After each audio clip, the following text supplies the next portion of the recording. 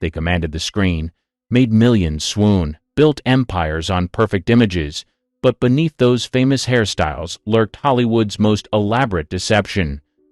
A conspiracy so vast it required entire departments to maintain.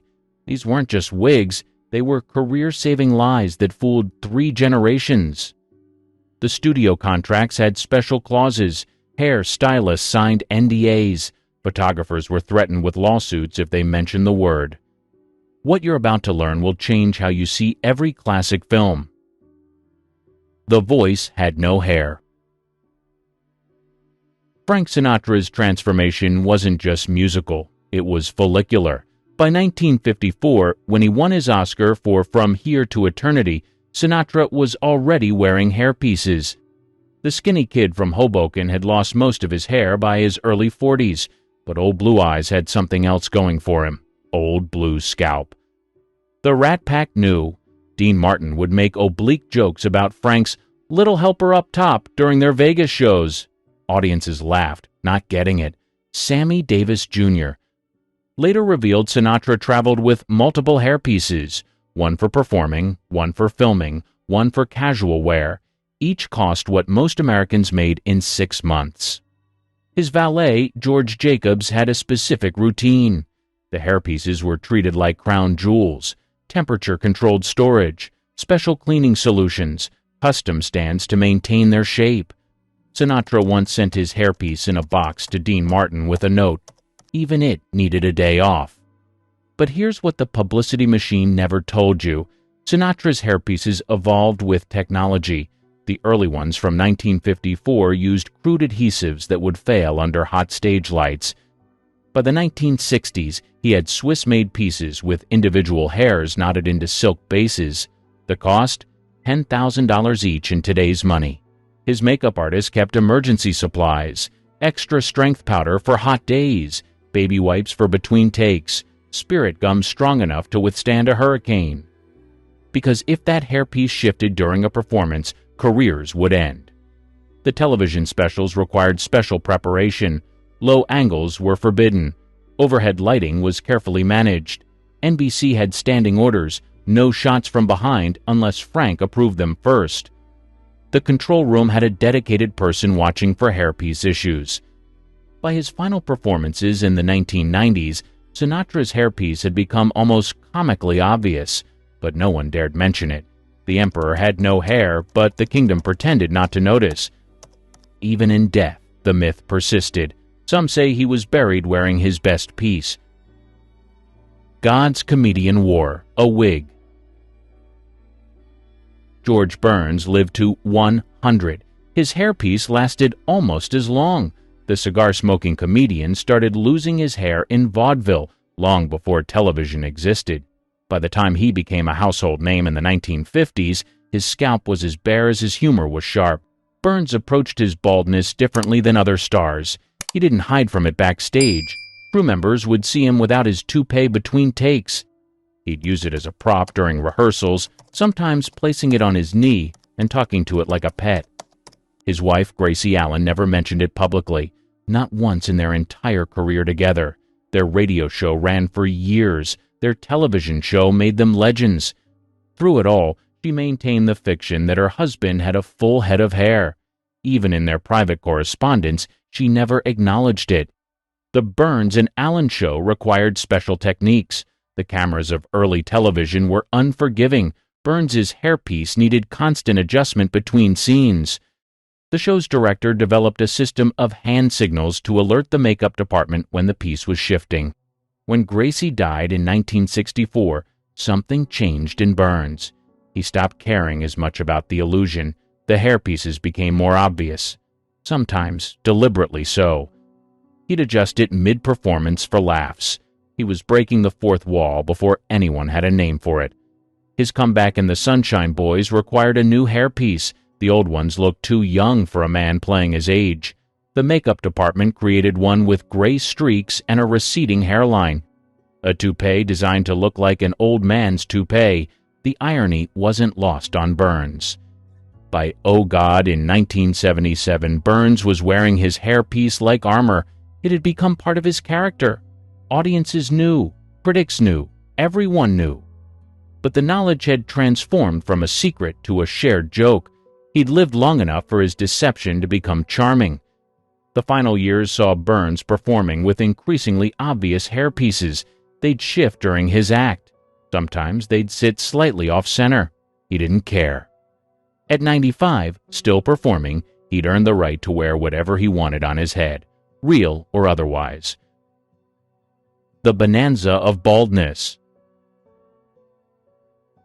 Lorne Green ruled the Ponderosa for 14 years, but the patriarch of Bonanza was hiding something under that cowboy hat. By the time he was cast as Ben Cartwright in 1959, Green's natural hairline had retreated past the point of no return. NBC executives panicked when they saw his screen test without the hairpiece. The rugged father figure they'd envisioned looked more like a tired accountant.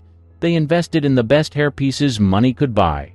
Custom-made, hand-ventilated, designed to withstand Nevada desert heat and horse-riding scenes. The Bonanza set had protocols: no publicity photos without the hairpiece properly secured, no behind-the-scenes footage during touch-ups. The makeup trailer had a dedicated section just for Green's hair management. 3 identical backups were always ready. Michael Landon knew, Dan Blocker knew, Pernell Roberts knew. But on set, they maintained the fiction. During the famous fight scenes, stunt coordinators had to account for the hairpiece. One wrong punch could expose everything. They developed special techniques, controlled falls, strategic camera angles, anything to keep that hairpiece in place. The piece required 2 hours of maintenance daily, cleaning, styling, reattaching loose hairs. The studio employed a specialist whose only job was managing Green's hairpiece. This person traveled with the production, lived on location, had a salary higher than most of the supporting cast. Green's voice helped sell the illusion. That deep, commanding baritone made you forget to look at his hairline.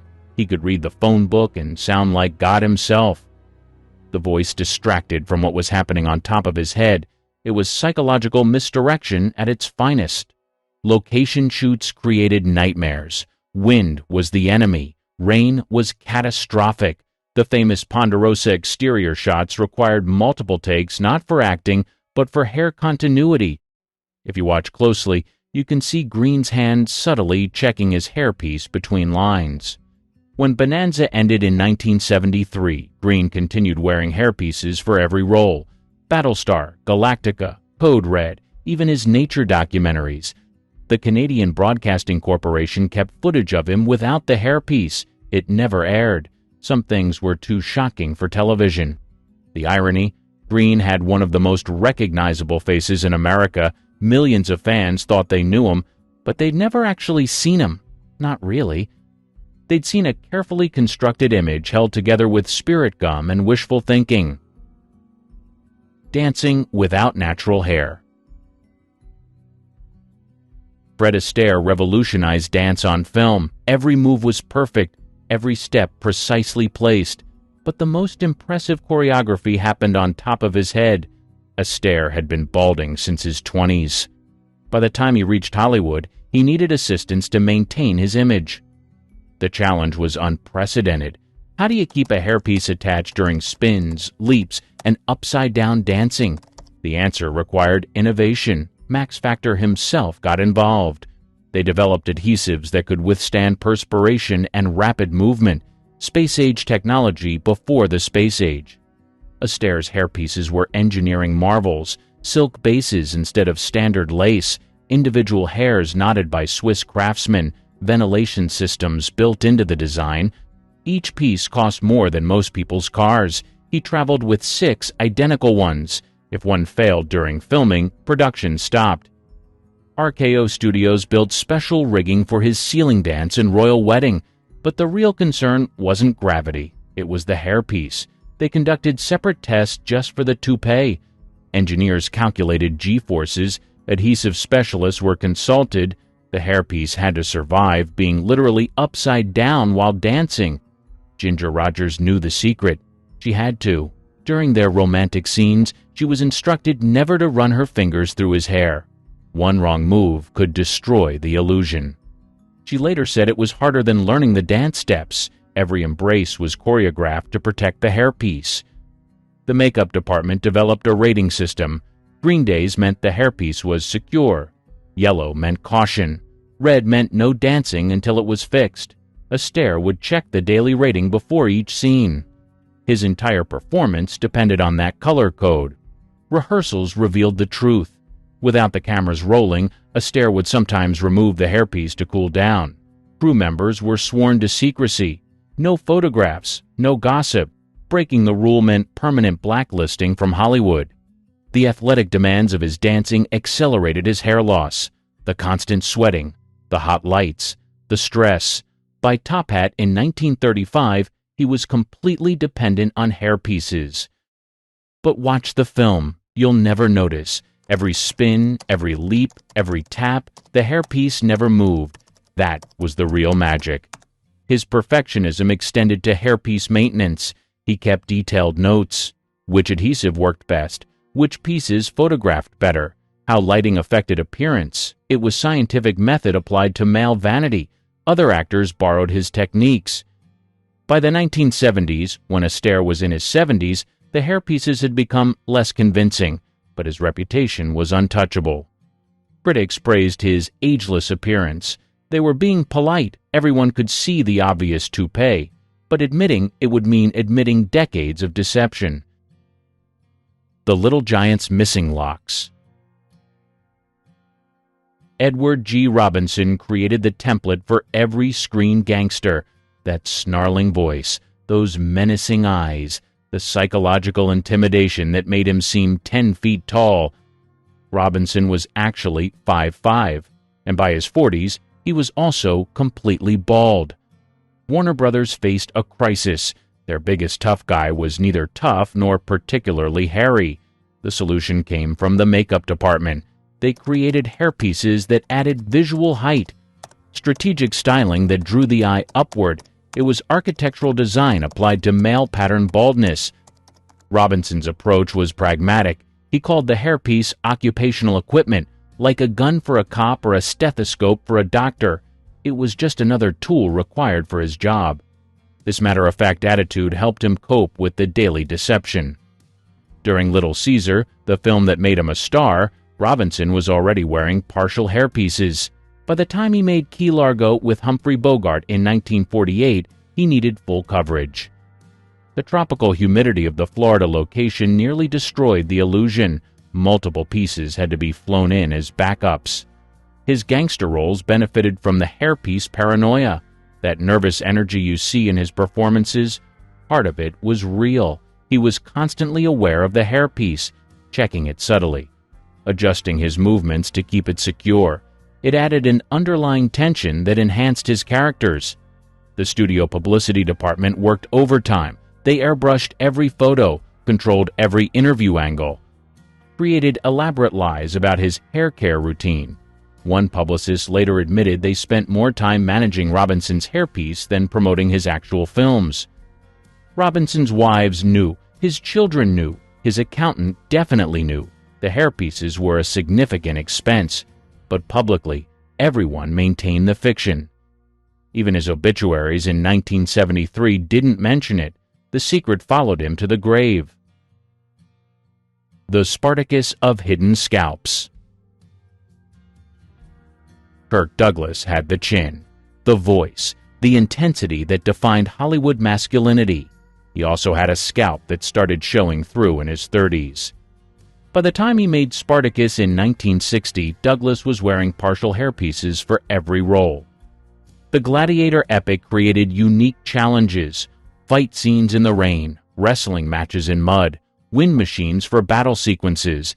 Each threatened to expose the truth. The solution was multiple hairpieces of varying security levels, light pieces for dialogue, reinforced ones for action, emergency backups for disasters.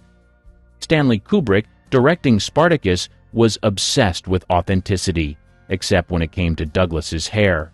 That fiction had to be maintained at all costs. Kubrick personally supervised the hairpiece continuity. He had assistants whose only job was watching for hairpiece problems during takes.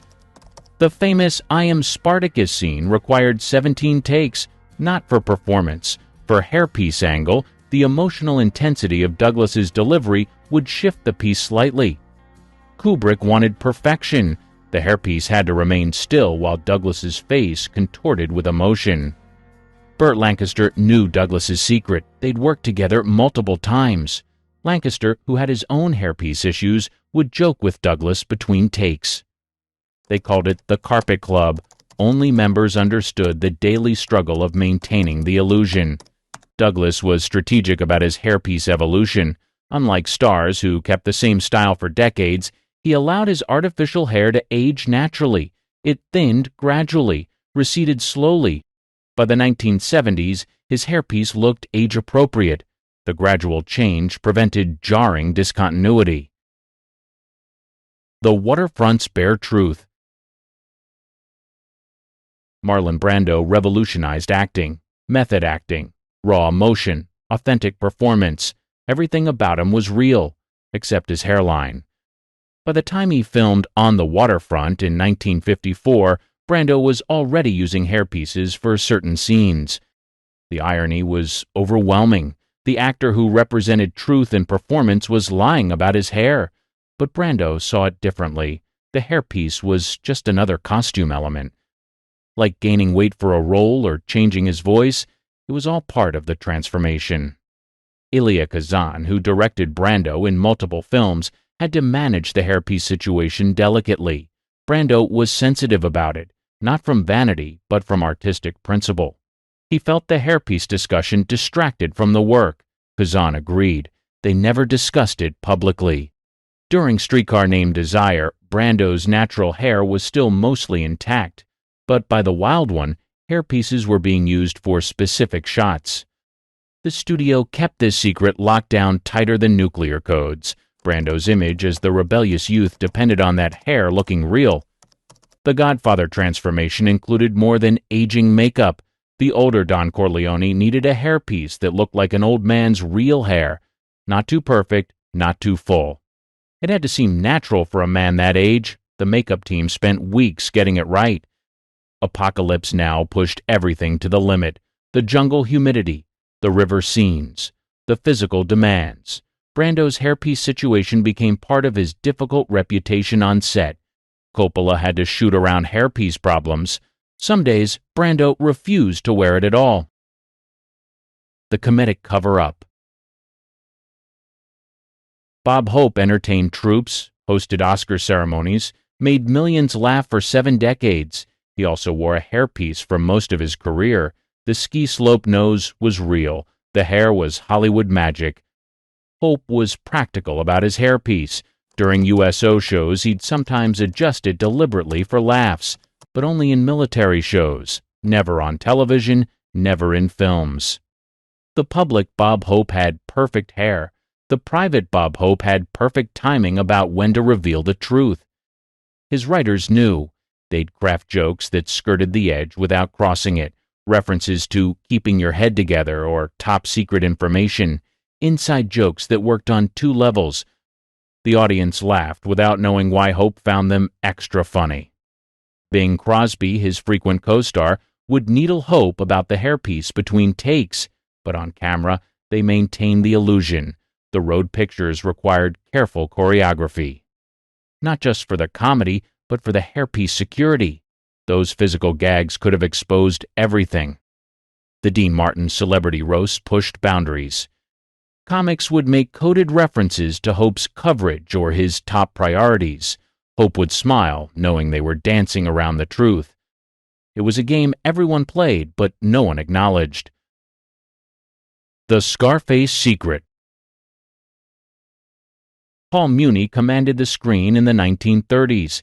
His Scarface defined the gangster genre. But by the time he was making these iconic films, Muni was already dealing with significant hair loss. The studio solution was revolutionary for its time.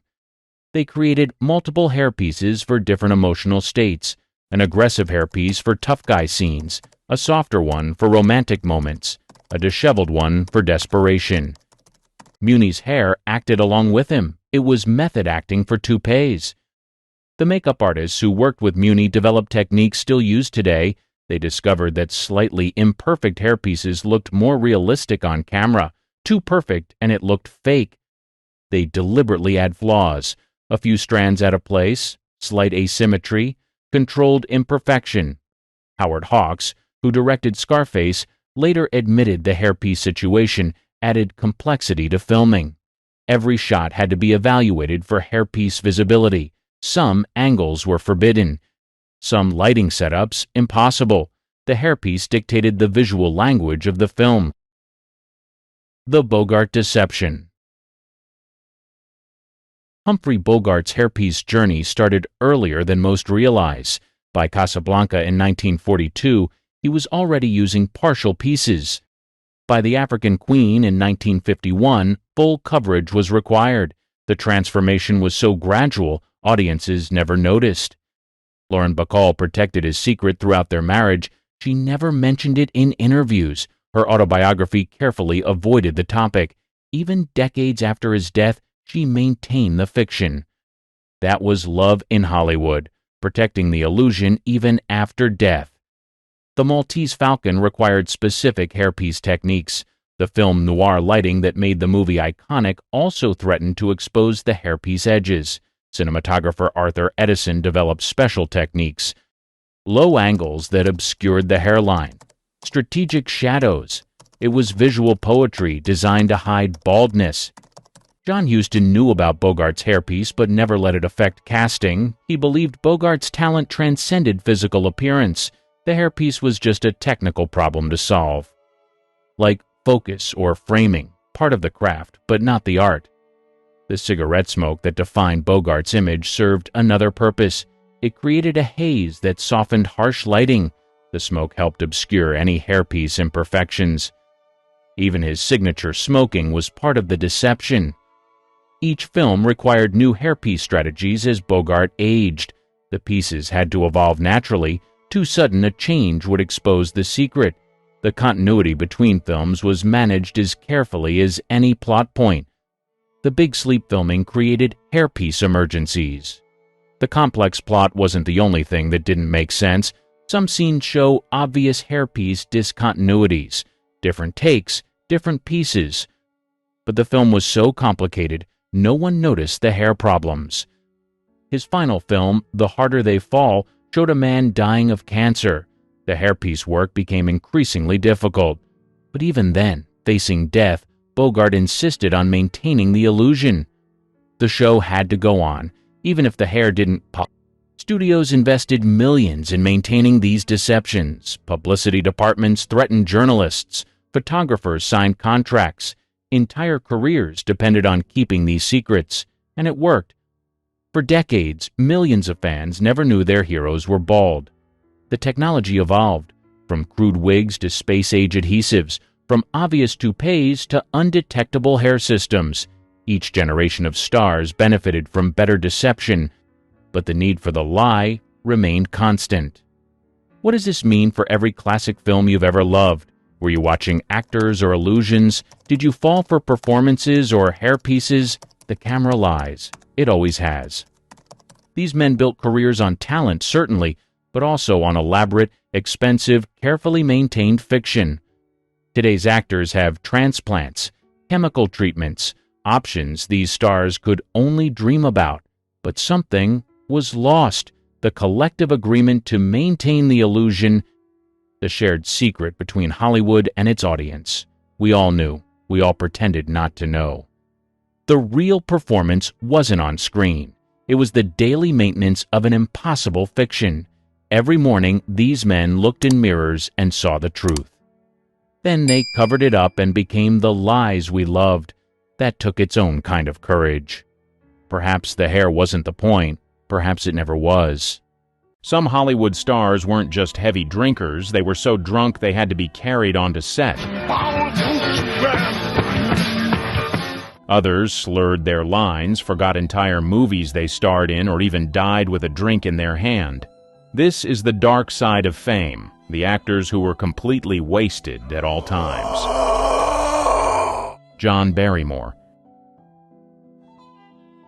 He wasn't just a star. He was Hollywood's first great alcoholic.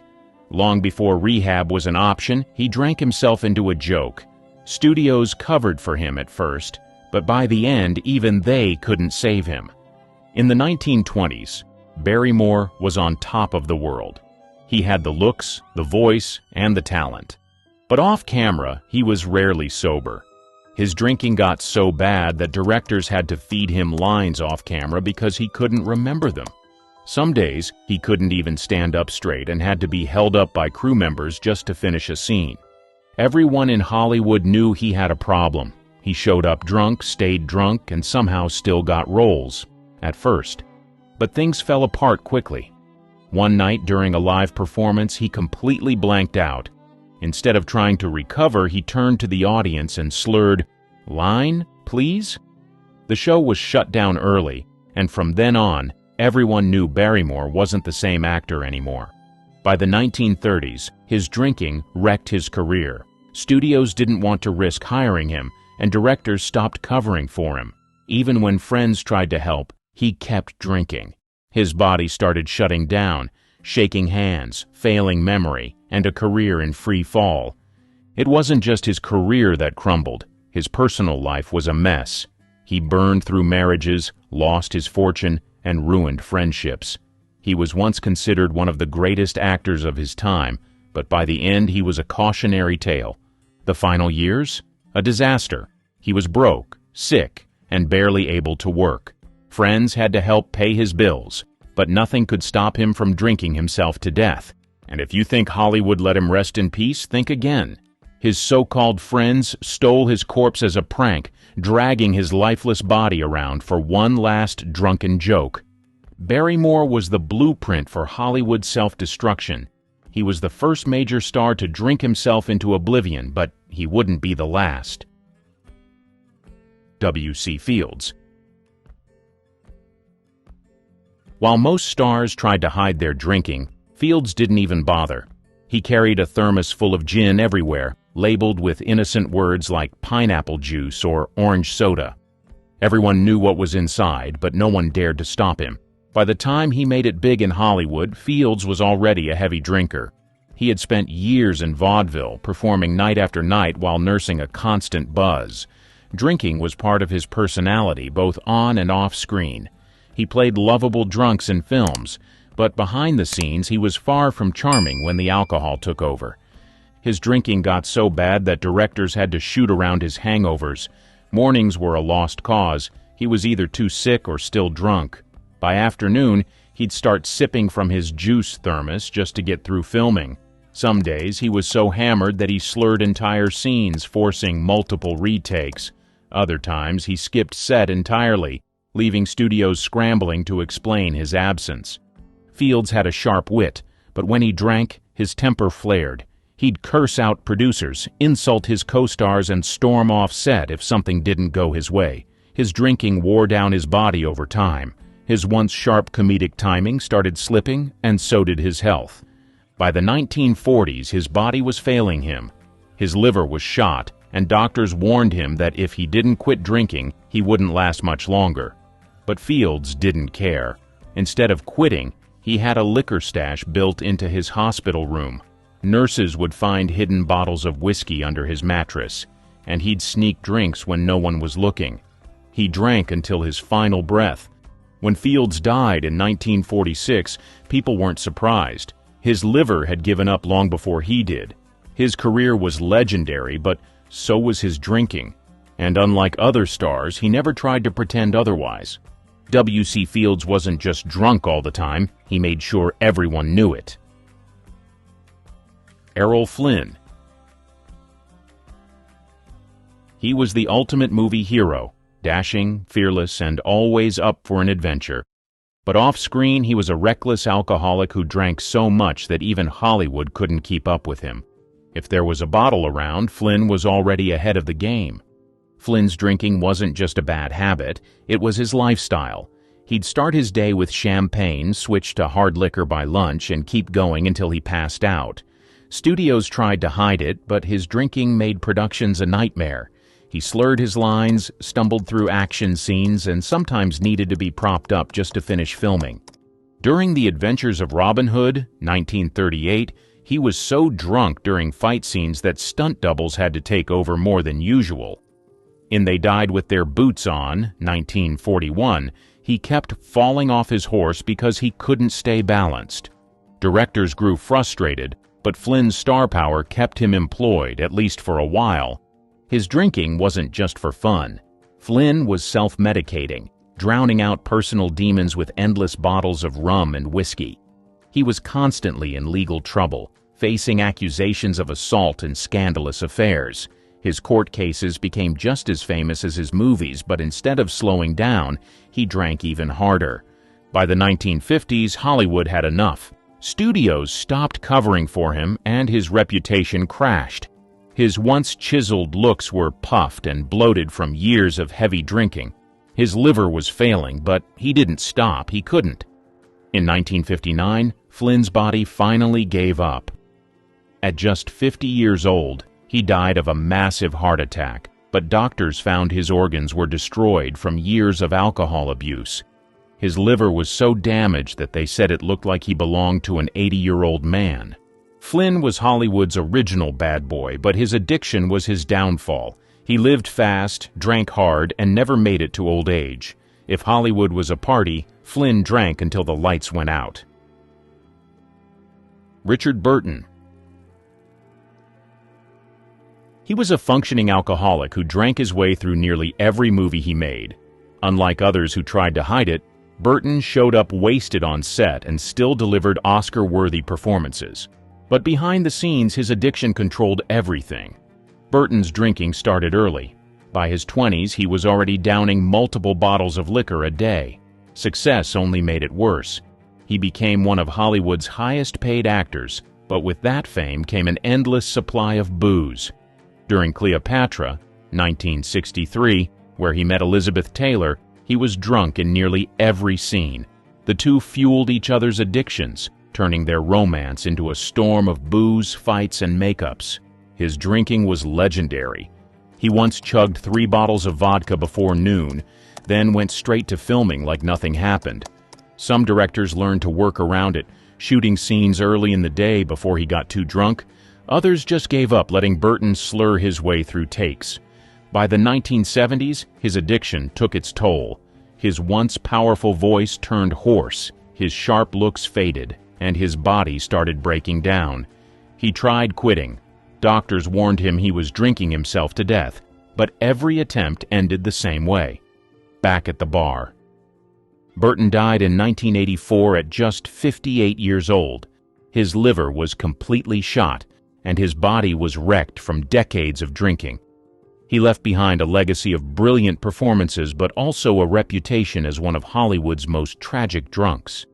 Unlike others who drank themselves out of a career, Burton somehow kept going, but his addiction won in the end. Peter O'Toole. He was a Hollywood legend, but he was also rarely sober. He built a career on charm, wit, and raw talent, while drinking so much that he sometimes couldn't remember filming entire movies. O'Toole's drinking started early. By the time he became famous in Lawrence of Arabia, 1962, he was already drinking more than his body could handle. He was known to down multiple bottles of whiskey in a single night, then show up to set the next morning like nothing happened, until it started affecting his work. His reputation as a drunken genius followed him everywhere. He would slur through scenes, forget his lines, or suddenly fall asleep in the middle of filming. On Goodbye, Mr. Chips, 1969, production shut down multiple times because he was too wasted to work. In interviews, he later admitted, "I have no memory of making some films." His drinking wasn't just a problem for Hollywood. It nearly killed him. In the 1970s, doctors found that years of alcohol abuse had destroyed his stomach lining, leading to internal bleeding and emergency surgery. They told him if he didn't stop drinking, he wouldn't survive. O'Toole tried to quit, but never fully gave it up. He continued acting, but his wild behavior and heavy drinking kept him from reaching his full potential. Even later in life, when he claimed to be sober, people doubted it. His reputation was too legendary. He lived longer than most Hollywood drunks, making it to 81, but his body was wrecked from decades of drinking. When he died in 2013, fans remembered him as a brilliant actor, but also one of Hollywood's most infamous alcoholics. Peter O'Toole didn't just drink, he turned it into an art form. Oliver Reed. His reputation for out-drinking entire bars made him a legend, but it also destroyed his career and eventually his life. Reed's drinking was on another level. He didn't just sip whiskey between takes, he chugged entire bottles. He once challenged 5 Royal Navy sailors to a drinking contest and won, downing over 100 pints of beer in a single session. By the end, he had to be carried out unconscious. On set, he was a nightmare and a spectacle. Directors never knew if they were getting a world-class actor or a slurring disaster. During The Three Musketeers, 1973, he showed up so drunk that he could barely stand. He got through the scenes, but barely. By the 1980s, his drinking had wrecked his reputation. Studios didn't want the risk, and his career spiraled downward. But the real tragedy came during Gladiator, 2000. Reed had been given one last shot at a big role playing Proximo, but instead of staying focused, he went on one final drinking spree. While filming in Malta, he downed 8 pints of beer, 12 shots of rum, half a bottle of whiskey, and a few doubles of cognac, all in one sitting. That night, he collapsed and died of a massive heart attack. His death was so sudden that the film had to use CGI to finish his scenes. Reed had drunk himself to his own tragic ending. Oliver Reed's drinking wasn't just a problem, it was his identity. He outlived many of Hollywood's legendary drunks, but in the end, alcohol still won. Mickey Rourke. He had everything: looks, talent, and a rising career. But instead of building on it, he drank, fought, and burned every bridge in Hollywood. His downfall wasn't just alcohol, but it played a massive role in his destruction. In the 1980s, Rourke was unstoppable. Movies like 9.5 Weeks and Angel Heart made him one of Hollywood's most in-demand actors. But behind the scenes, he was drinking heavily, getting into bar fights, and making himself unhireable. Directors hated working with him because he was either too drunk to perform or too aggressive to control. His drinking wasn't just a problem on set, it ruined his personal life. He trashed relationships, got arrested multiple times, and became known as Hollywood's biggest liability. Instead of cleaning up, he walked away from acting and became a professional boxer, a move that only made things worse. Boxing destroyed his face, but he still drank through the pain. By the late 90s, he was broke, washed up, and completely forgotten by Hollywood. Even he admitted, "I was drinking myself to death." He lost roles, lost friends, and almost lost his life. But somehow, Rourke pulled off a comeback. He got sober, repaired some of the damage, and landed The Wrestler, 2008. A film that mirrored his own self-destructive past.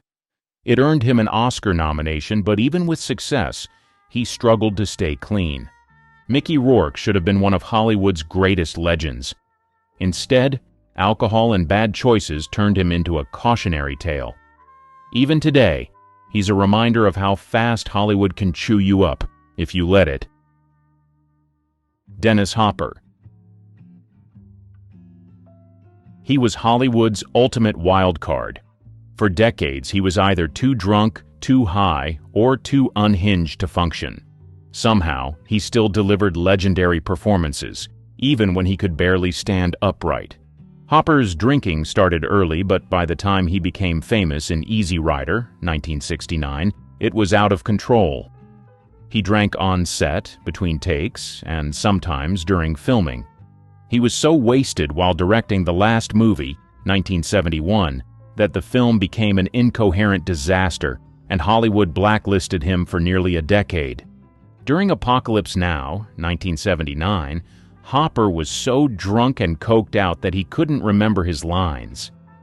Director Francis Ford Coppola had to feed him one sentence at a time, because giving him a full script was pointless. Somehow, his manic energy worked for the role, but off-screen, he was a walking train wreck. Hopper's reputation was legendary, but his career kept crashing and burning. He spent most of the 80s either too wasted to work or banned from Hollywood entirely. At his lowest, he lived in the desert, talking to himself and drinking until he hallucinated. He later admitted he was drinking 28 beers, a bottle of whiskey, and doing 3 grams of cocaine every day. Then, out of nowhere, he got sober. In 1986, he made an insane comeback with Blue Velvet, playing one of the most terrifying villains in film history. This time, the madness was acting, not alcohol. Dennis Hopper drank his way through decades of Hollywood, burning bridges and ruining opportunities. But unlike most stars on this list, he actually cleaned up and made it back. His career should have been over, but somehow he outlived his own chaos. Christopher Hitchens. He was Hollywood adjacent, a constant presence in interviews, debates, and film discussions, always with a drink in hand. Unlike most people on this list, he didn't try to hide it. In fact, he embraced his alcoholism and made it part of his public persona. Hitchens drank like it was his job. Mornings started with scotch or wine, and by afternoon he'd moved on to whiskey, vodka, or whatever was available. He once admitted that he was never fully sober past lunchtime. His friends, colleagues, and even his enemies knew that if you were meeting Hitchens, you were meeting Hitchens and his drink. Despite being constantly buzzed, he was brilliant.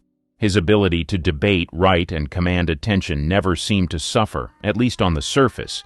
He could drink glass after glass of whiskey, then go on live TV and verbally dismantle his opponents. His mind was razor sharp, even when his liver wasn't. But make no mistake, his drinking had consequences. Friends noticed his once strong voice becoming raspier, his famous wit sometimes losing its edge. He started to look tired, worn down. Years of chain smoking and drinking finally caught up to him. In 2010, he was diagnosed with esophageal cancer, the kind that heavy drinking and smoking practically guarantee. Doctors told him to quit, but he didn't see the point. He once joked that if he had his life to live over again, he would drink more, not less. Even as his body failed him, Hitchens kept writing, debating, and of course, drinking.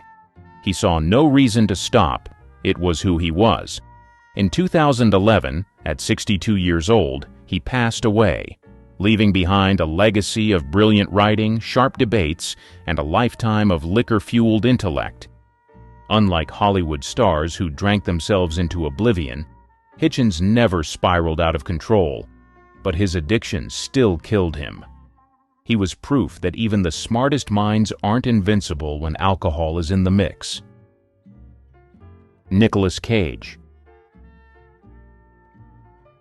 Unlike the other names on this list, he is still standing, but his reputation as Hollywood's modern-day wildcard has been fueled by years of alcohol, erratic behavior, and bizarre public meltdowns.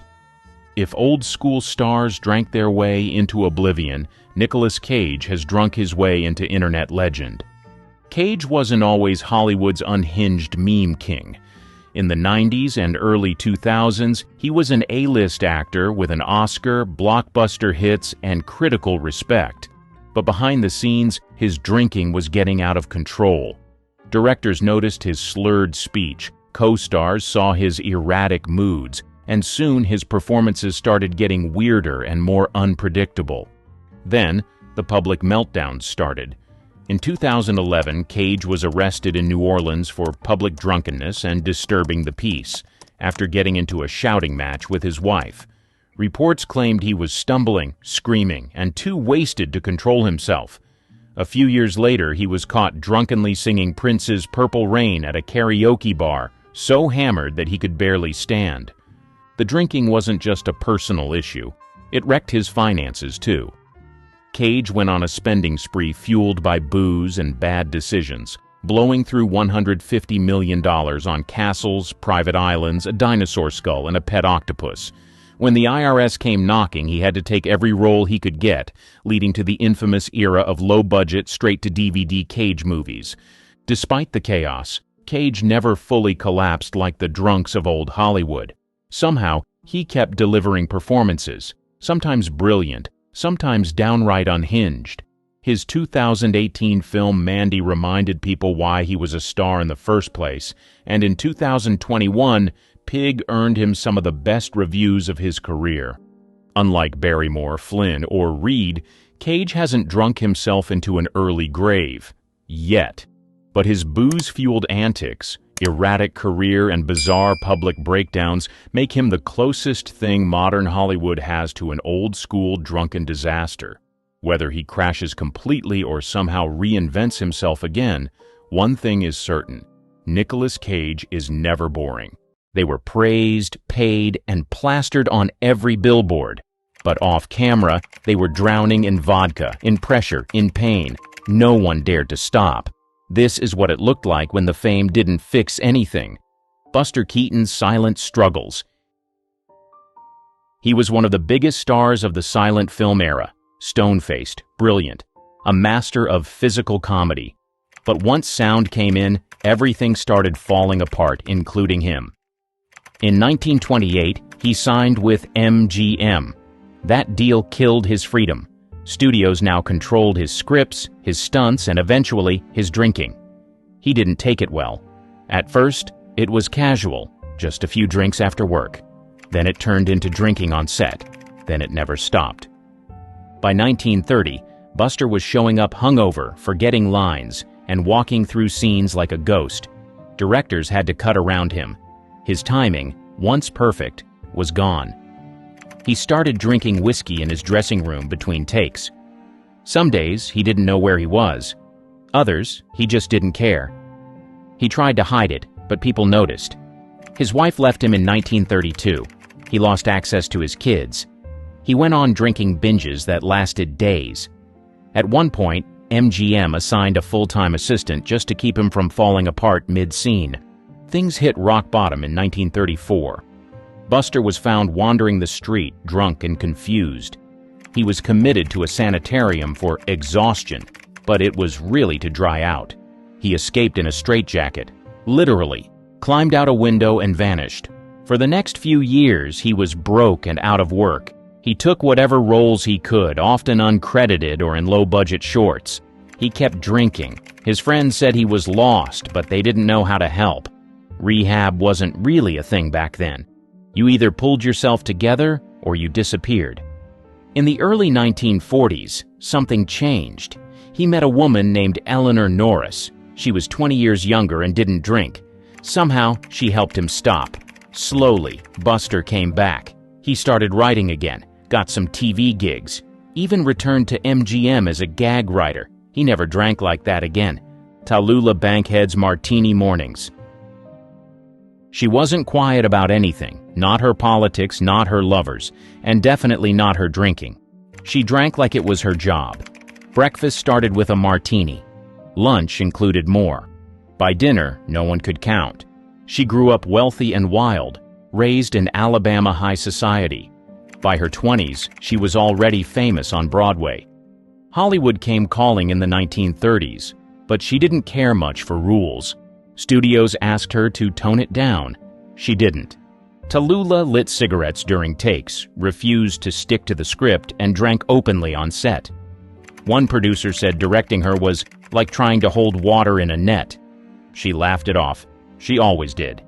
If someone mentioned the hangovers, she said, "Don't be silly. I never get hangovers. I get applause." She could be brilliant when she was focused.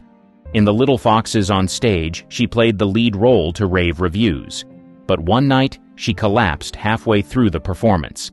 A stagehand said she'd downed 2 martinis and half a flask before curtain. The audience waited, curtain stayed closed, and Tallulah was carried out the back door. She didn't hide it. In fact, she leaned into it. On talk shows, she sipped whiskey and answered questions with slurred charm. Reporters wrote about her fabulous wreckage. She loved the drama. She called herself the world's most fabulous drunk. But it wasn't always funny. Friends said she'd disappear for days.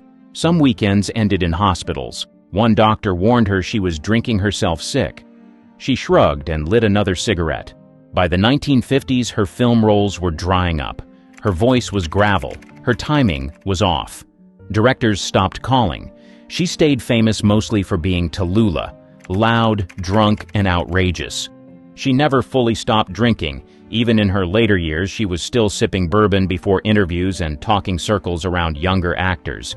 But her body gave out. Liver issues, lung problems, weight loss. She died in 1968 at age 66, alone in her apartment. The cause? Pneumonia, worsened by years of heavy drinking and smoking. Billie Holiday's Booze and Blues. She had one of the most haunting voices in music history.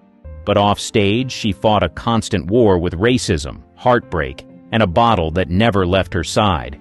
She started drinking young, working in nightclubs where liquor flowed like water. By the late 1930s, she was a star. Her voice could stop a room. Songs like Strange Fruit hit hard. But backstage, Billie drank to calm her nerves before shows. It started with gin, then brandy, then anything she could get her hands on. In the early 1940s, her fame exploded. So did her addiction. She was drinking before sets, between songs, and after every show. Friends said she was never fully sober. Club owners noticed too. Some nights, she forgot lyrics. Other nights, she couldn't stand. She was arrested for possession in 1947, but alcohol was always the quieter demon. Her cabaret card was revoked in New York, which meant she couldn't perform in any venue that served alcohol. That wiped out most of her income. Still, she drank. In hotel rooms, she'd sneak liquor into orange juice bottles. On the road, she hid flasks in makeup bags. Her manager tried cutting her off. She fired him. Her voice, though strained, still pulled crowds. But her memory started slipping, her temper got worse, and her drinking kept going. By 1956, she wrote a memoir. Parts of it were censored. The rest told the story of a woman in pain. In interviews, she brushed off the drinking. "I drink because I need to forget," she once said. "Some people pray. I pour." The final years were brutal. She was often broke, blacklisted, and barely functioning. In 1959, she collapsed in her New York apartment. At the hospital, they found cirrhosis, kidney failure, and fluid in her lungs. She was 44. The police showed up while she was still in bed and arrested her again for drug possession. They even posted a guard at her door. She died days later with just 70 cents in her bank account. Her voice lives on, but Billie never made peace with the bottle. The music soared. She didn't. Robert Walker's Vodka Breakdown. He had the charm, the looks, and a rising career in the 1940s. He also had vodka in his trailer, vodka in his coffee, and vodka in his veins. By the time he gave his most iconic performance, he was already falling apart. His big break came in Since You Went Away, 1944, where he starred opposite his real-life ex-wife, Jennifer Jones. It wasn't just awkward, but it was brutal. The divorce had crushed him, and he started drinking more to cope. Crew members said he shook between takes and sometimes needed help walking to set. The booze made him unpredictable. One day he was polite and professional. The next, he'd explode over nothing. He fought with directors, slurred his lines, threw furniture. MGM tried to protect him, but he was becoming a liability. In 1948, he had a breakdown on set and was admitted to the Menninger Clinic, a psychiatric hospital. The official reason was emotional exhaustion. The real reason was that he was drinking himself sick. Doctors put him on sedatives to calm his nerves. He promised to quit. He didn't. He made a short comeback in 1951 with Strangers on a Train. It was his best role, chilling, sharp, unforgettable. He played a charming psychopath. The scary part? He didn't need to stretch. Friends said he barely had to act. Alfred Hitchcock kept the camera rolling even when Walker went off script. But behind the scenes, things were still bad. He was mixing alcohol with barbiturates. He didn't sleep. He stopped eating. Some nights he called friends sobbing, convinced his life was over. In August 1951, a doctor came to his home to sedate him during one of his episodes. He was given amobarbital to calm down. He never woke up. Officially, it was an accidental reaction. Unofficially, it was alcohol, stress, and too many pills in a body that couldn't take it anymore. Robert Walker was just 32. He had 2 sons, a hit film in theaters, and a reputation that Hollywood couldn't figure out. One reviewer called him a star who burned too fast and left nothing behind but questions. The only thing more tragic than his performance was how close it was to the real thing, Diana Barrymore's broken dynasty. She was born into fame. Her father was John Barrymore, a legendary actor and legendary drunk. She got both of those traits. At first, it looked like she'd make it big. In the early 1940s, Universal Studios signed her with headlines calling her the next big Barrymore. She had the name, the face, and enough talent to turn heads, but behind it she was already drinking hard, just like her father. She started missing rehearsals. Sometimes she'd show up so hungover production had to cancel. On stage, she slurred lines. Off stage, she collapsed in dressing rooms. One night, during a performance of Romantic Mr. Dickens, she walked off mid-scene and never returned. No explanation. Just left. By 1944, her career had stalled. Universal quietly dropped her. She married a few times, but each relationship fell apart, usually under the weight of booze and shouting matches. One ex-husband said living with her was like riding a train with no brakes. She tried Broadway again, but the drinking got in the way. Crew members hid liquor bottles backstage just to keep her sober during shows. It didn't work. Critics noticed. One review said she looked tired before she even opened her mouth. In 1957, she published a memoir called Too Much, Too Soon. It told everything: the drinking, the blackouts, the hospital stays, the suicide attempts, the family name that opened every door and then crushed her once she walked through. It sold well, but nothing changed. That same year, Warner Brothers adapted her memoir into a film. She didn't star in it. She didn't even consult. While the movie played in theaters, Diana was living in a rundown apartment, broke and drinking again. In 1960, her housekeeper found her in bed, surrounded by pills and empty bottles. The autopsy listed natural causes, but doctors said it was years of alcohol and sedatives. She was 38.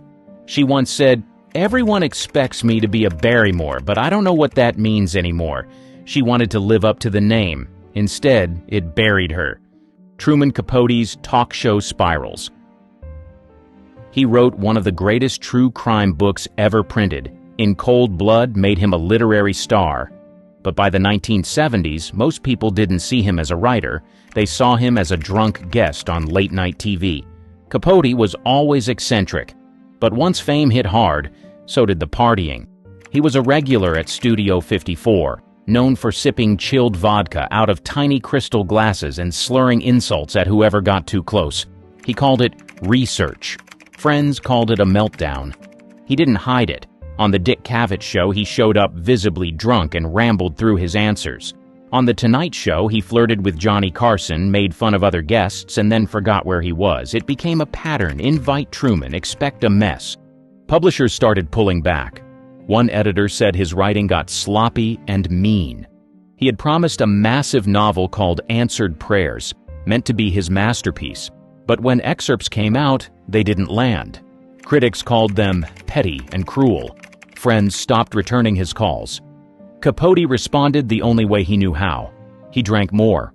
By the early 80s, things had gotten grim. He bounced between friends' guest rooms and upscale rehab centers. He didn't last long in either. Sometimes he was funny and charming. Other times he screamed at nurses and trashed hotel rooms. One friend found him in a robe on the floor, drinking out of a vase. In 1984, he moved into the home of Joanne Carson, Johnny Carson's ex-wife. She tried to help him dry out. It didn't work.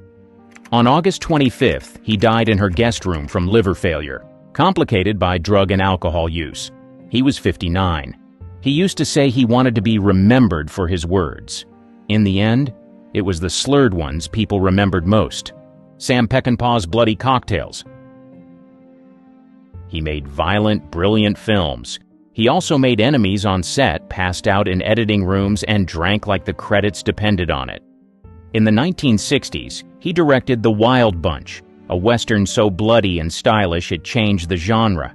But behind the camera, Sam was already deep into drinking. He kept vodka in a water bottle and whiskey in his coat. Cast and crew said he would sip through takes, bark orders mid-slur, and forget what scene they were filming. At first, producers tolerated it. His films made money and his chaos sometimes added edge, but by the 1970s, he was spiraling. On Pat Garrett and Billy the Kid, 1973, he fought with the studio, missed deadlines, and drank from morning to night. Crew members found him asleep in the editing room, drooling on reels. He didn't deny it.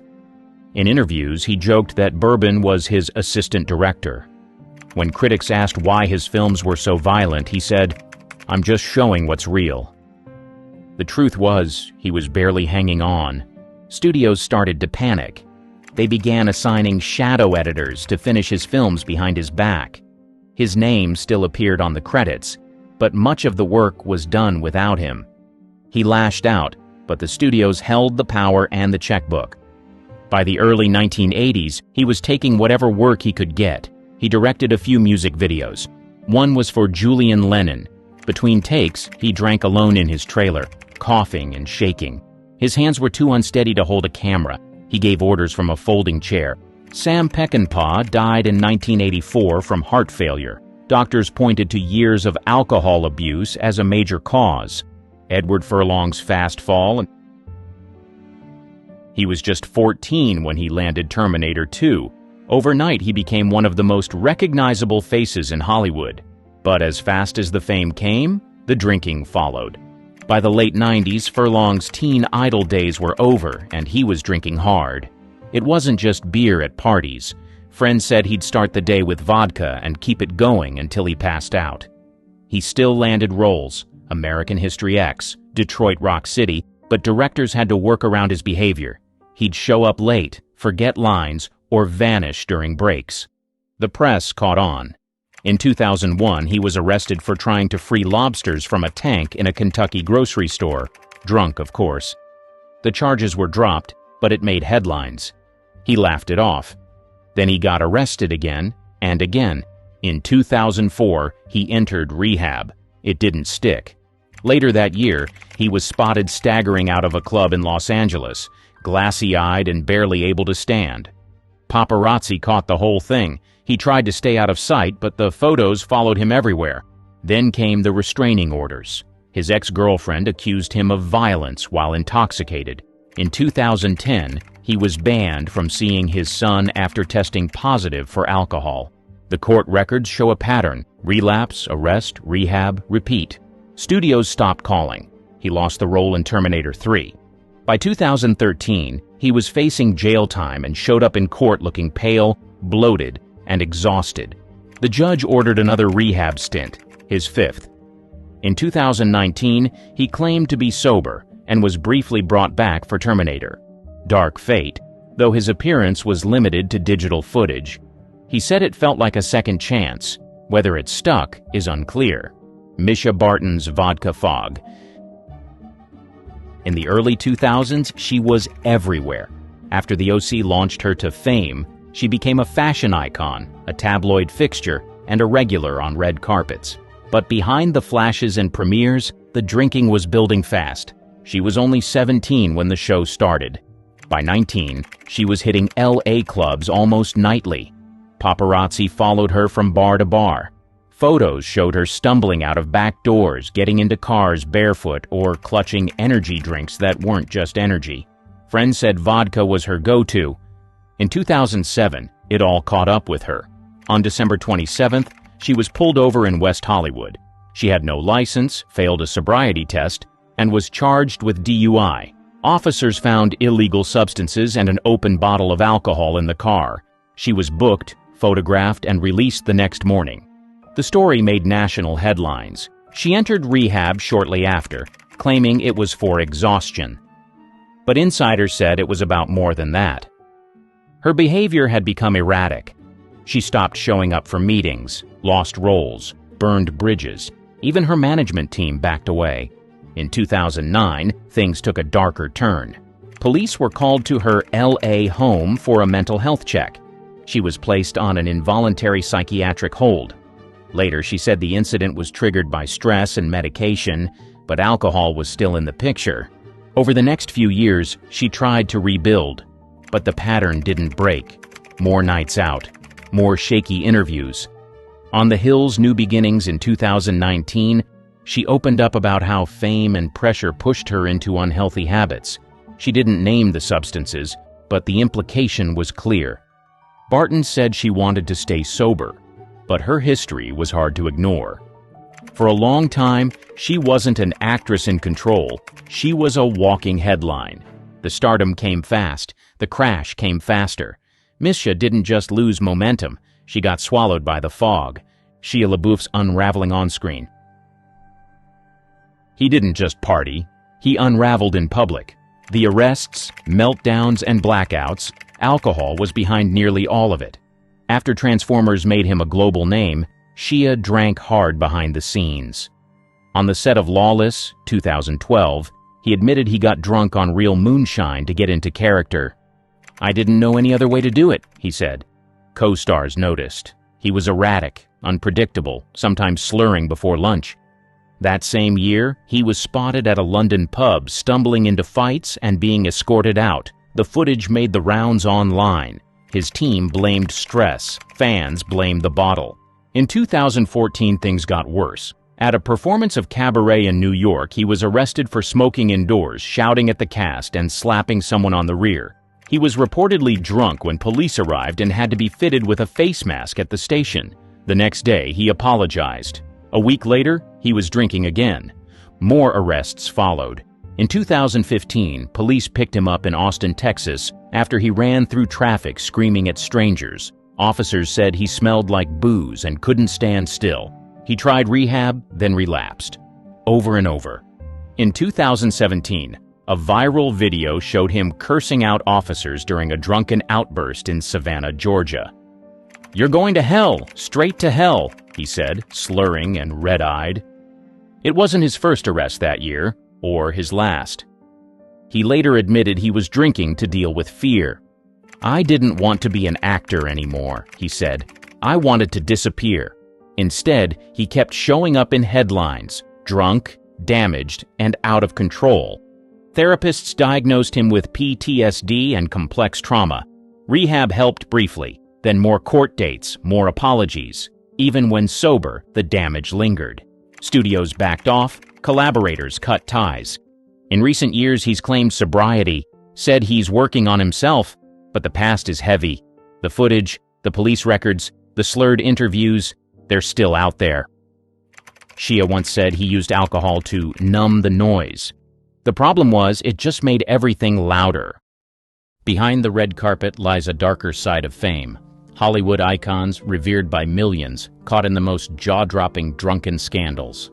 From Errol Flynn's wild escapades to Robert Downey Jr.'s struggles, uncover the secrets the stars tried to hide. This is the real Hollywood. Errol Flynn's Wild Nights, 1940s. An iconic actor of the 1940s known for his swashbuckling roles in films like The Adventures of Robin Hood and Captain Blood, Errol Flynn was infamous for his off-screen antics. Flynn's penchant for heavy drinking and partying led to numerous scandals. One of the most notorious incidents occurred in 1942 when he was arrested for statutory rape involving two underage girls, Betty Hansen and Peggy Satterlee. Although he was acquitted, the trial brought his wild lifestyle into the spotlight. Flynn's behavior was a staple of Hollywood gossip columns. He was often seen at bars and nightclubs, drinking excessively and getting into brawls. His favorite haunts included the famed Trocadero on the Sunset Strip and the Macambo nightclub, where he would often be found in the company of fellow actors and high-profile socialites. Flynn's notorious parties at his Mulholland Drive estate, nicknamed Cirrhosis by the Sea, were legendary for their debauchery, attracting Hollywood's elite and often ending in chaos. His autobiography, My Wicked, Wicked Ways, detailed many of these exploits, cementing his reputation as one of Hollywood's original bad boys. The book provides a vivid account of his hedonistic lifestyle, including tales of drunken escapades and romantic entanglements. Flynn once reportedly quipped, "I like my whiskey old and my women young," a line that epitomized his carefree and often reckless approach to life. Despite his personal life, Flynn continued to have a successful career. He starred in several notable films during the 1940s, including They Died with Their Boots On and Gentleman Jim.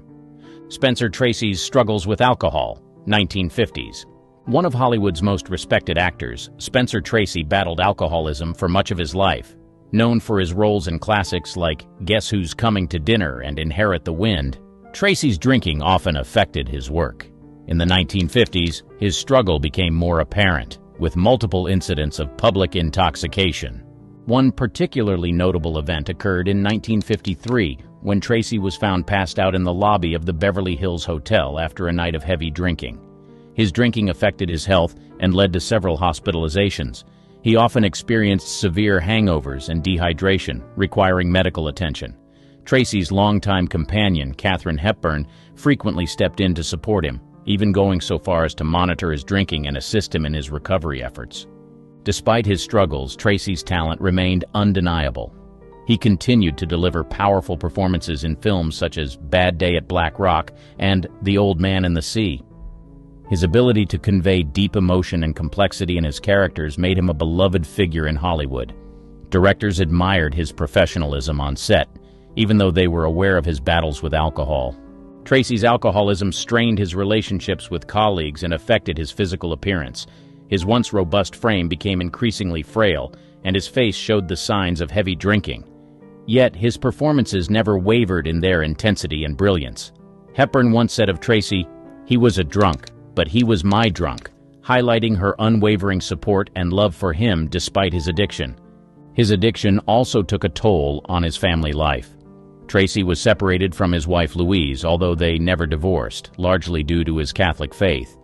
His children, John and Susie, were deeply affected by his alcoholism and the instability it brought to their lives. Judy Garland's troubled life, 1960s. The beloved star of The Wizard of Oz, Judy Garland had a tumultuous life marked by substance abuse. In the 1960s, her struggles with alcohol and prescription drugs became more pronounced. Garland's dependence on substances led to erratic behavior and numerous incidents of public intoxication. In 1964, Garland was found intoxicated and disoriented in a London hotel. She had to cancel several performances due to her condition. Her addiction issues were further exacerbated by the pressures of constant touring and financial difficulties. Despite attempts to rehabilitate her image, her addictions continued to plague her. Garland's manager, Stevie Phillips, described her as being so drunk she couldn't stand, highlighting the severity of her condition. Her substance abuse and deteriorating health made it difficult for her to secure stable work in the industry. Her once radiant voice and commanding stage presence were often overshadowed by her personal struggles. Nevertheless, Garland managed to deliver a few notable performances during this period, including a memorable concert at Carnegie Hall in 1961, which became a best-selling album and earned her a Grammy. Garland's relationships also suffered due to her addictions. She went through multiple marriages and divorces, each contributing to her emotional instability. Her children, including Liza Minnelli, often witnessed her struggles, adding a layer of familial tension to her already chaotic life. Garland's attempts at sobriety were frequent, but often short-lived, as the demands of her career and personal life repeatedly drove her back to substance use. Dean Martin's party persona, 1950s to 1970s. A member of the famous Rat Pack, Dean Martin was known for his smooth voice and charming on-screen presence. Off-screen, Martin cultivated a persona of the perpetual partygoer, often seen with a drink in hand. While some of his drinking was part of his act, Martin did have a penchant for alcohol. Throughout the 1950s to the 1970s, Martin's love for drinking was well documented. He often appeared on stage and television seemingly inebriated, playing into his laid-back, fun-loving image. His performances on The Dean Martin Show and the Dean Martin Celebrity Roasts featured him frequently sipping what appeared to be alcoholic beverages, adding to his carefree persona. This image was so convincing that many believed he was always under the influence, even though much of it was for show. Martin's association with the Rat Pack, alongside Frank Sinatra, Sammy Davis Jr., and others, only solidified his reputation as a hard-drinking entertainer. Their performances in Las Vegas were legendary for their humor, music, and revelry, with Martin often playing the role of the amiable drunk. Despite his heavy drinking, Martin maintained a successful career in music, film, and television. He starred in a series of popular films, including Some Came Running and Rio Bravo, and recorded numerous hit songs like Everybody Loves Somebody and Ain't That a Kick in the Head. Behind the scenes, Martin's drinking did have its limits. His daughter, Dina Martin, once said, "He liked to drink, but he knew his limits," suggesting that his on-stage persona was partly an act.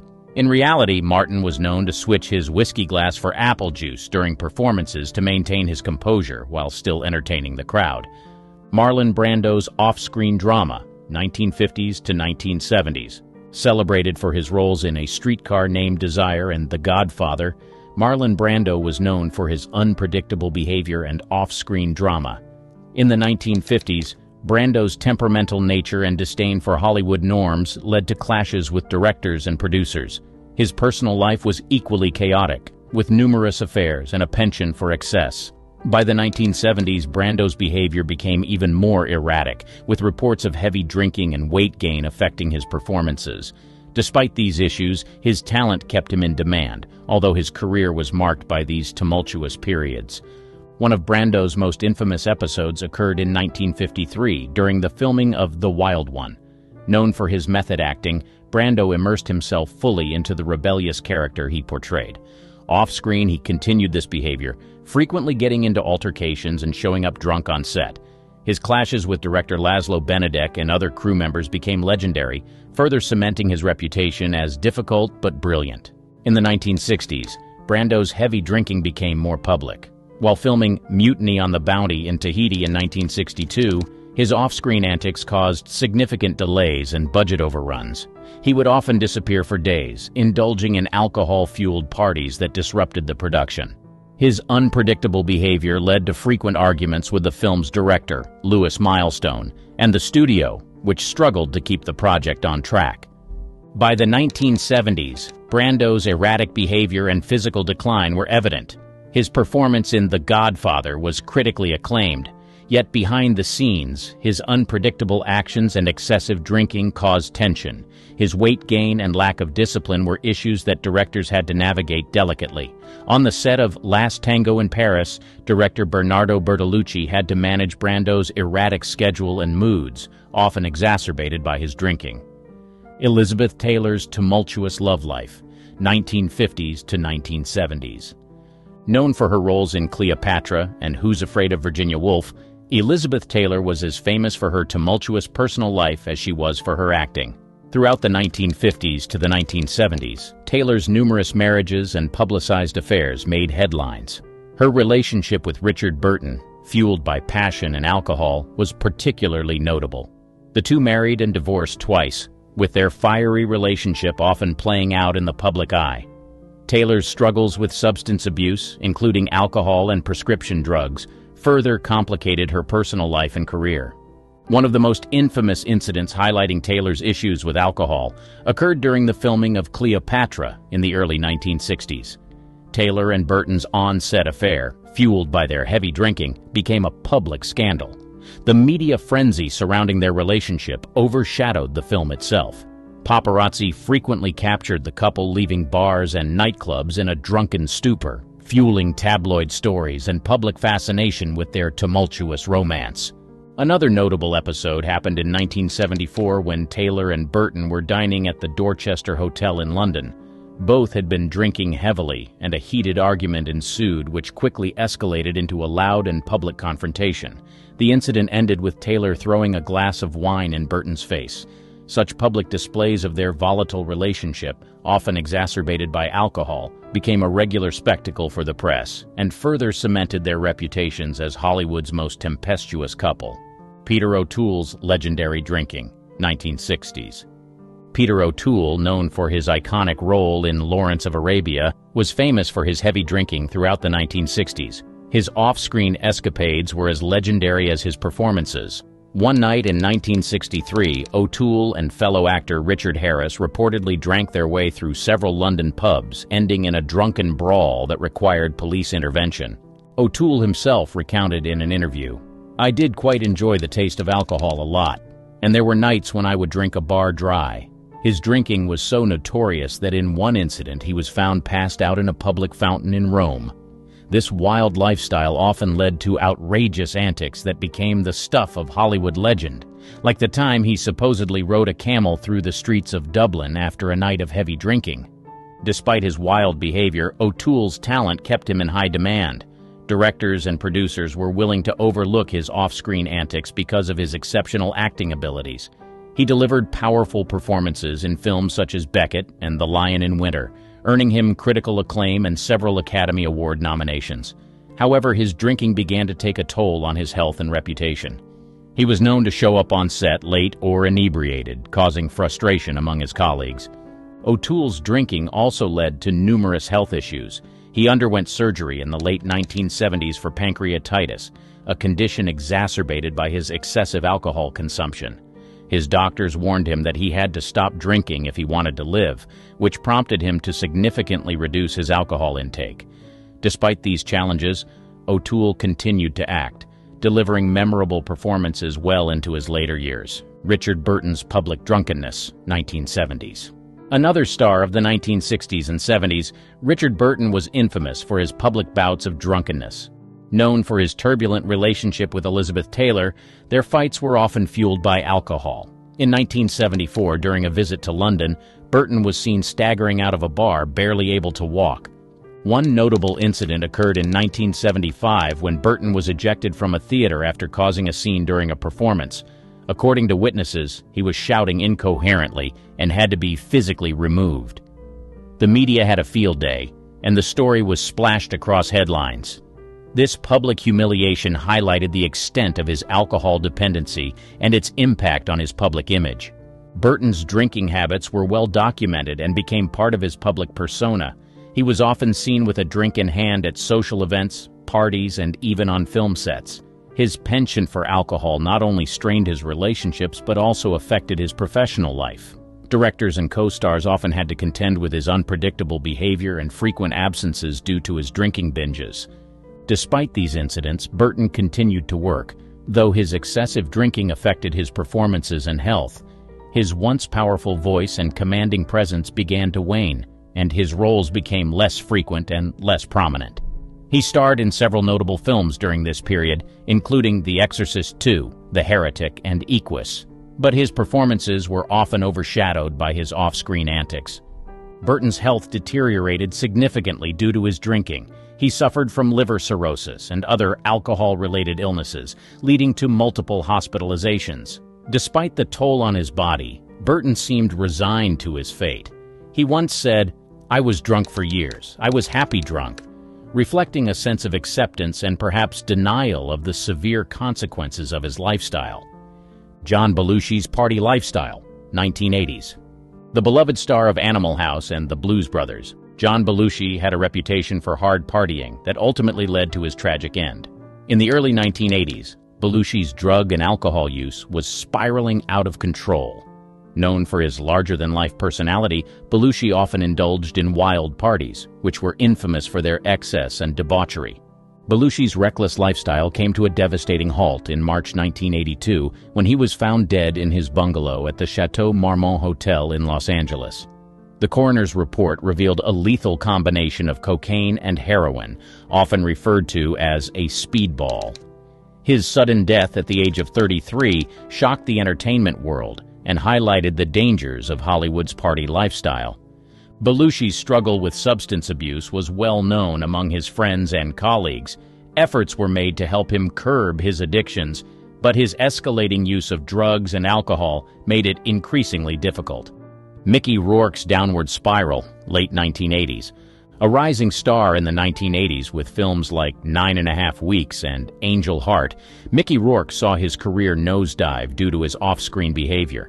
In 1989, Rourke was arrested for public intoxication after a bar fight in Los Angeles. Witnesses described the scene as chaotic, with Rourke shouting and throwing punches. This incident was just one of many that highlighted his turbulent lifestyle. Rourke's behavior led to a reputation as a difficult and unreliable actor. Directors were hesitant to work with him, and his career suffered as a result. His erratic actions on set and frequent altercations with co-stars further tarnished his professional image. Rourke later admitted in interviews that his drinking and aggressive behavior were a form of self-destruction. "I was on a path of destruction, and alcohol was my fuel," he said. The late 1980s and 1990s were marked by a series of personal and professional setbacks for Rourke. His marriage to actress Deborah Feuer ended in divorce, and his subsequent relationships were equally tumultuous. His struggles with alcohol and substance abuse continued, leading to more arrests and a further decline in his career.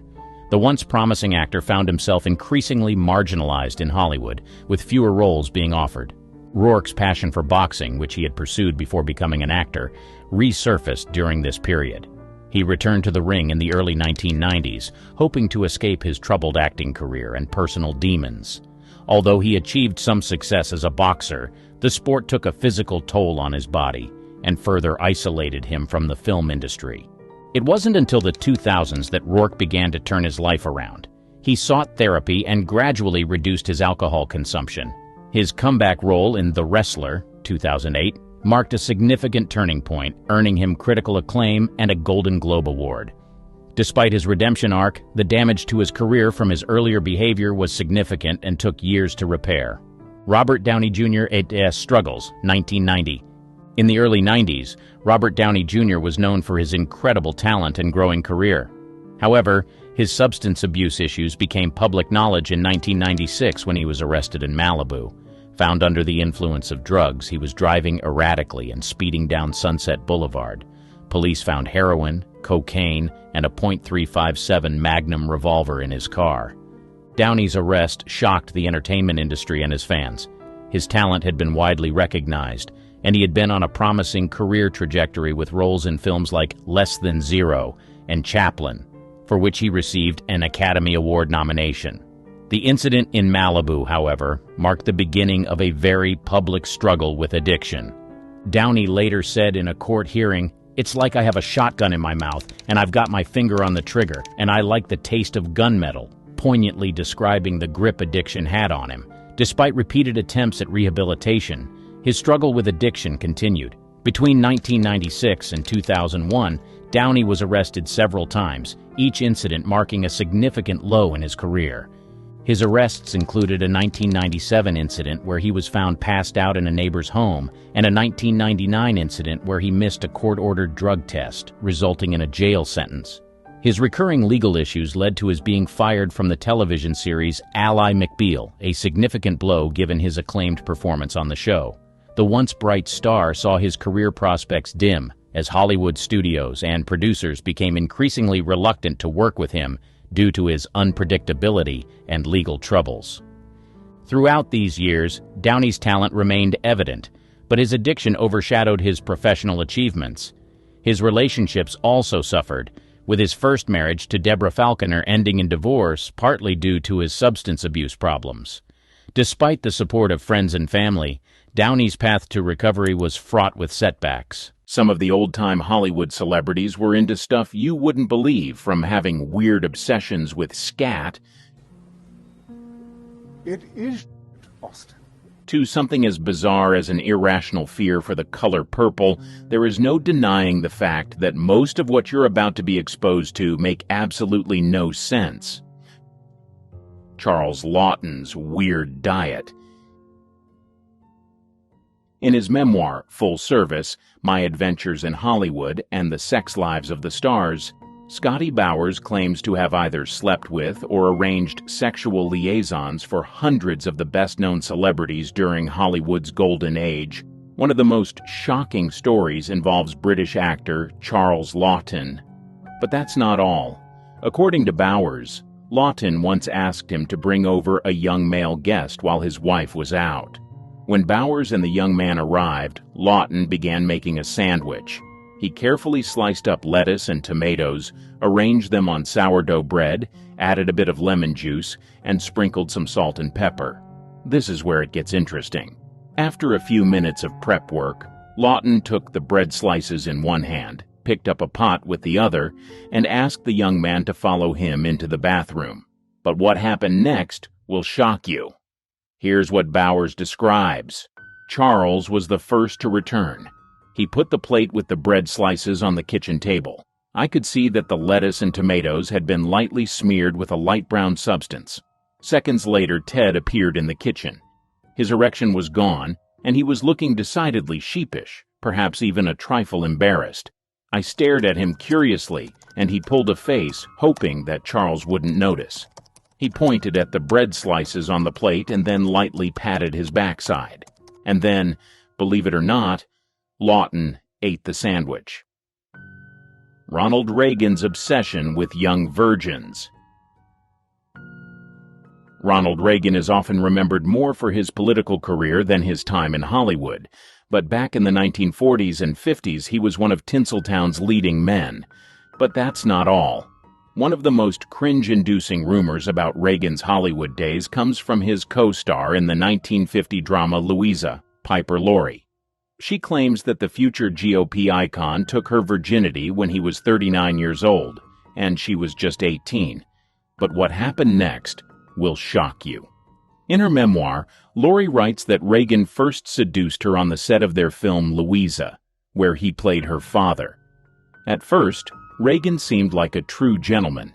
He even asked Laurie's mother for permission to take her on a date. Sounds charming, right? But instead of the glamorous evening Laurie had imagined, Reagan took both her and her mother to his house, where he cooked hamburger steak and salad. This is where it gets interesting.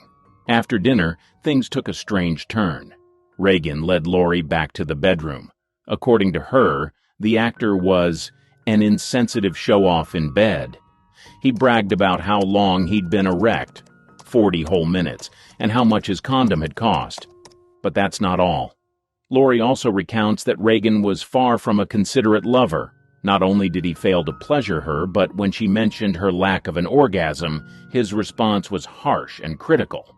According to her, he said, "There's something wrong with you that you should fix."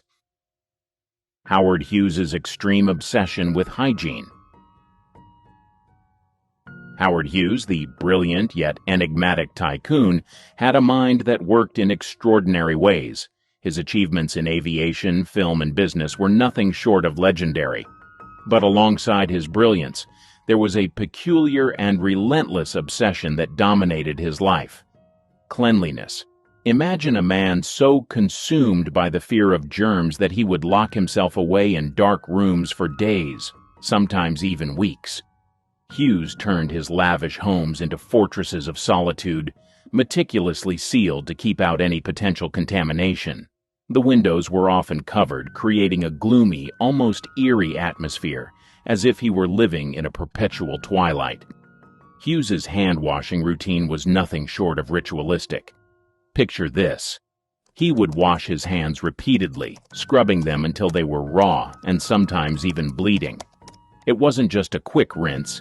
It was a painstaking process, as if he were trying to scrub away invisible threats. His fear of germs was so intense that he believed even the slightest contact could lead to illness or infection. But Hughes's obsession didn't stop at hand-washing. He went to extraordinary lengths to avoid human contact altogether. For instance, if he had to meet someone, he would often communicate through notes or intercom systems, avoiding face-to-face interactions. He would use tissues to touch objects and had a meticulous system for handling everyday items to ensure they remained uncontaminated. Hughes's peculiarities extended to his instructions to staff and associates. He once demanded that all canned food be meticulously washed and scrubbed before opening.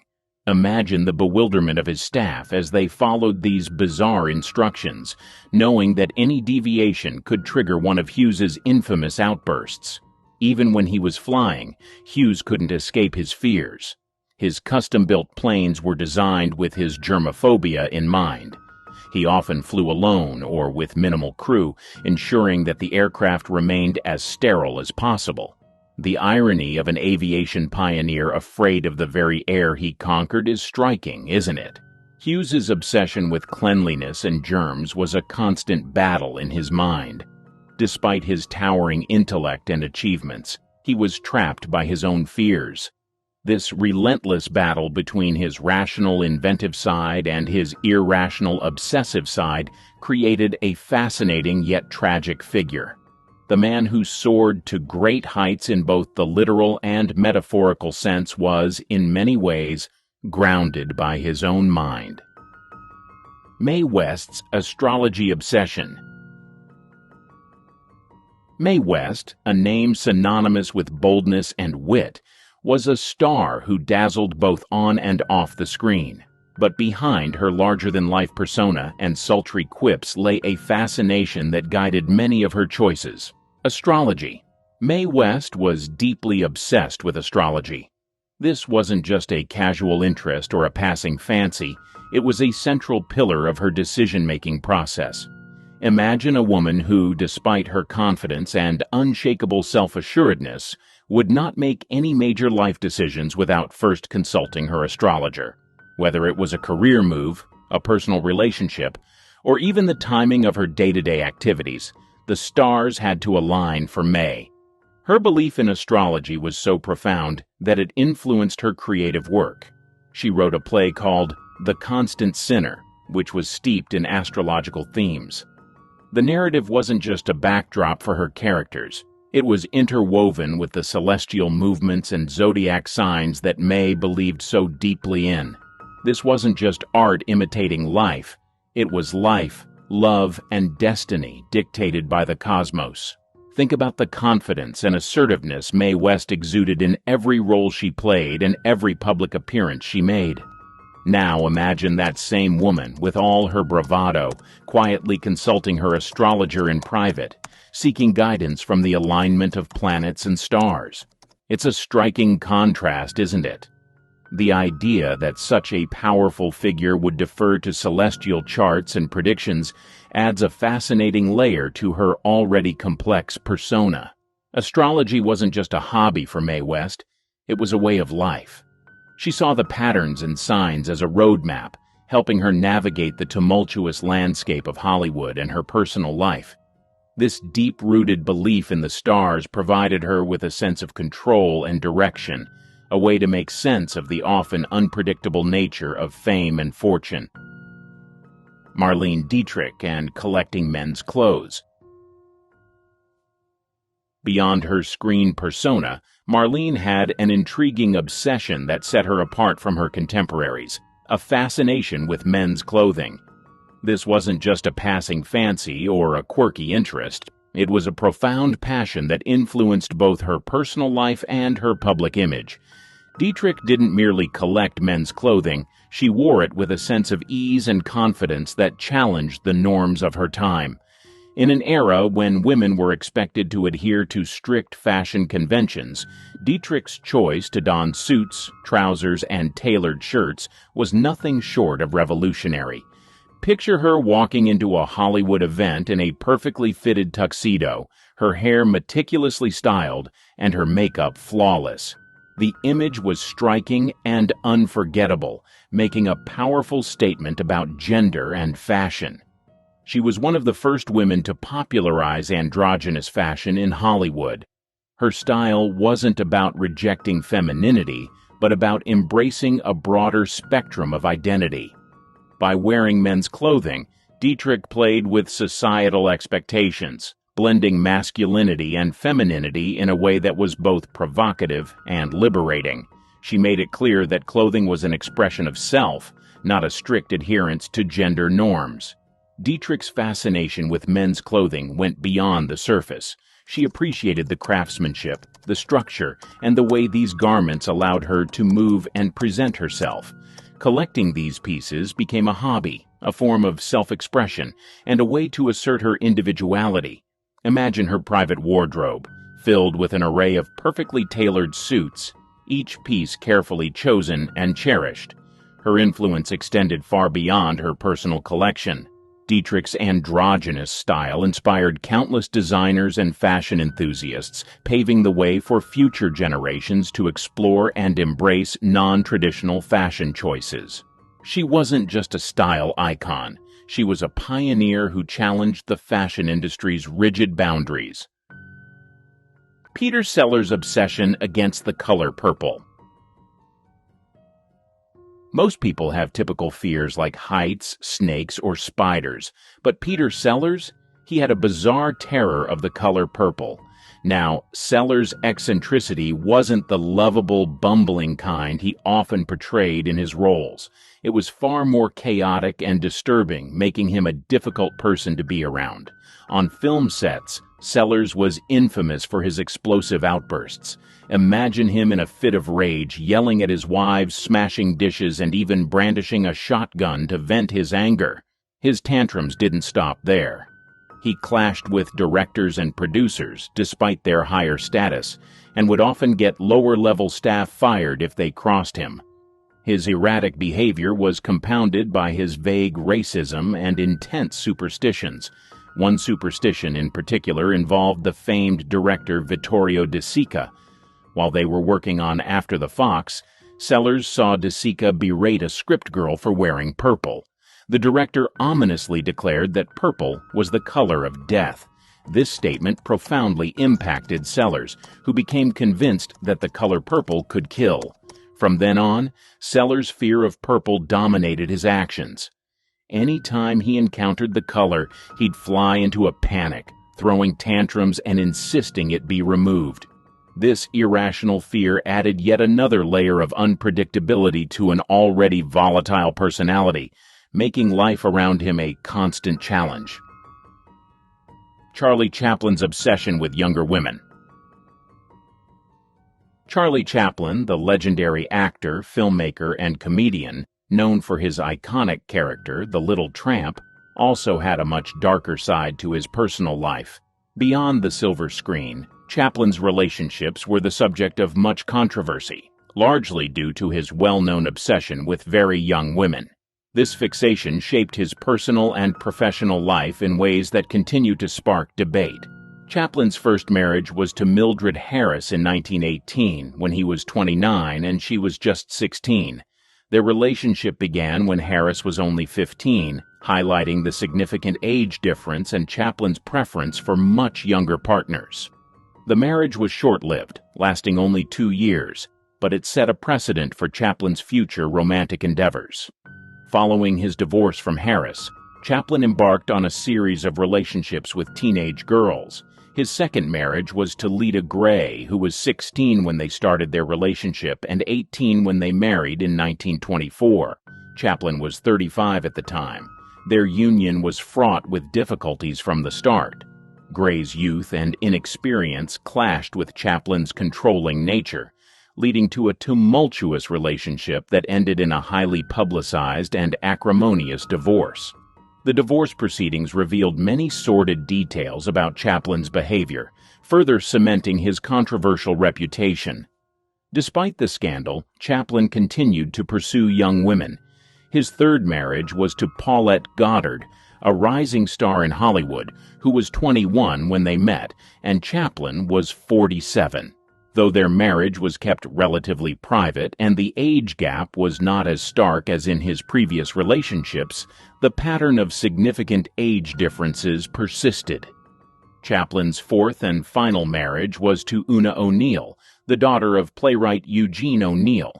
Una was just 18 when she married Chaplin, who was 54 at the time. This marriage, despite the age gap, proved to be the most stable and enduring of Chaplin's life. They remained together until Chaplin's death in 1977, and they had 8 children. Una's unwavering support and devotion seemed to bring Chaplin a semblance of the stability that had eluded him in his previous relationships. His preference for young women was not limited to his marriages. He was known to have numerous relationships with teenage girls throughout his life, often starting when the girls were still minors. This behavior, while not uncommon in the early 20th century, drew significant criticism and legal challenges. In one notable case, Chaplin faced a paternity suit from actress Joan Barry, who was 23 years younger than him. The case, which included allegations of coercion and manipulation, was widely covered by the media and further tarnished Chaplin's public image. The controversy surrounding Chaplin's relationships with young women has led to a complex legacy. On one hand, he is celebrated as a genius of early cinema, whose contributions to film and comedy are unparalleled. On the other hand, his personal life raises uncomfortable questions about the dynamics of power and exploitation. Chaplin's behavior reflects the broader societal attitudes of his time, where older men often pursued younger women, sometimes with dire consequences. Gloria Swanson's obsession with health and fasting. Gloria Swanson, one of Hollywood's most glamorous and enduring stars, was not only known for her striking beauty and acting prowess, but also for her intense dedication to health foods and fasting. Decades before the wellness industry became mainstream, Swanson was a pioneer in the realm of health and nutrition, turning her lifestyle into a fervent obsession that shaped her daily routines and public persona. Swanson's journey into the world of health foods and fasting began at a time when processed foods were becoming increasingly popular in America.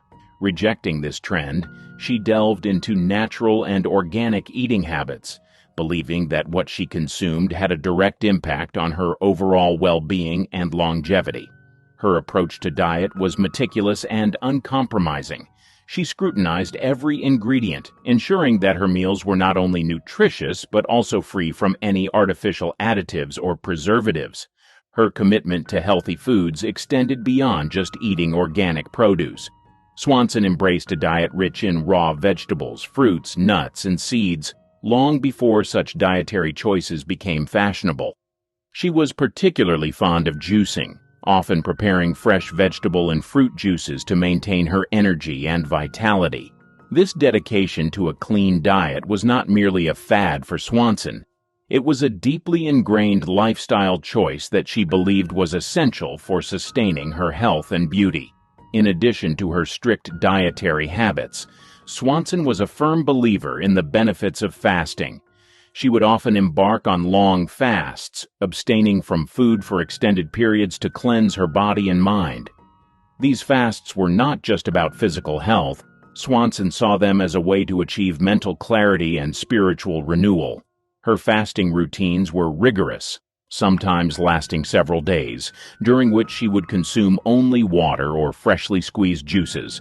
This practice was unconventional and even controversial at the time, but Swanson was unwavering in her belief in its benefits.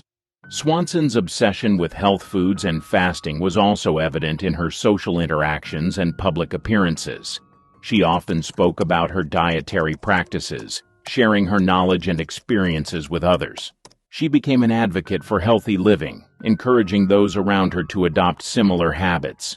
Her influence extended to her close circle of friends and colleagues in Hollywood, many of whom were inspired by her dedication and began to explore healthier lifestyles themselves.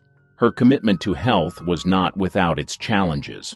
Swanson faced skepticism and criticism from those who viewed her practices as extreme or unnecessary.